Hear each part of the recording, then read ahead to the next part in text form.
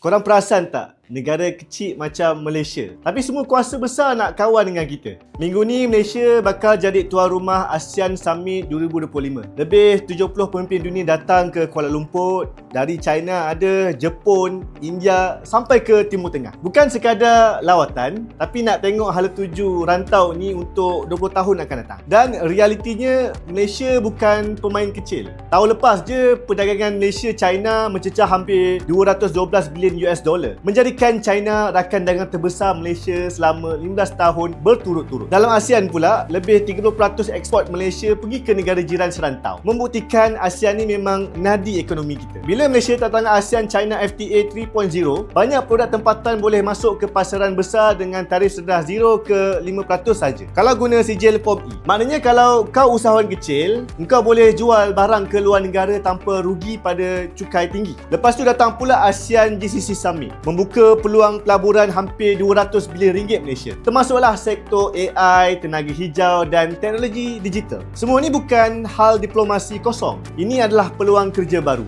bisnes baru dan masa depan untuk korang yang muda-muda ni. Malaysia ni pandai main jalan tengah. Kita boleh bercakap dengan Amerika Syarikat, China, Eropah, Timur Tengah, dengan semua pihak. Itu bukan neutral kosong, tapi strategi. Sebab dalam dunia sekarang, siapa boleh jadi jambatan, dia yang pegang kuasa sebenar. ASEAN slow but stable. Ya, ASEAN mungkin nampak perlahan. Semua keputusan kena capai kata sepakat. Tapi sebab itulah rantau ini kekal stabil. Tak ada perang, tak ada yang gila kuasa. Diplomasi ini bukan pasal menang hari ini, tapi pastikan kita kekal kuat esok. Apa makna untuk kita? Nampak macam isu luar, tapi semua ni kesan langsung dekat kita. Dengan pelaburan baru lebih 378 bilion ringgit Malaysia tahun 2024 dan ekspor ASEAN yang makin naik, Malaysia kekal jadi negara yang dihormati sebab satu perkara. Kita pandai main strategi. Aizudin Samni, ideas that move Malaysia forward.